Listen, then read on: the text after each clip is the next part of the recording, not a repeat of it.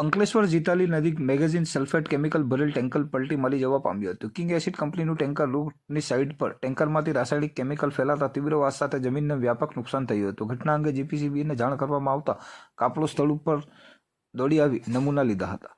અંકલેશ્વર ઔદ્યોગિક વસાહતમાં આવેલ king acid કંપનીમાંથી ગતરોજ મેગેઝીન સલ્ફેટ કેમિકલ નીકળી ઝઘડિયા જીઆઈડીસી તરફ જઈ રહ્યું હતું. તે દરમિયાન જીતાલી ગામ નજીક દડાલ બ્રિજ પાસે બિસ્માર માર્ગ પર ટેન્કરના ચાલકે કાબુ ગુમાવતા રોડની સાઇડ પર માસીમાં ધસી પડી ટેન્કર પલટી મારી જવા પામ્યો હતો. ટેન્કર ચાલક સમય સૂચકતા સાથે બહાર આવી ગયો હતો. સામાન્ય ઈજા સાથે ચાલકનો આબાદ બચાવ થયો હતો.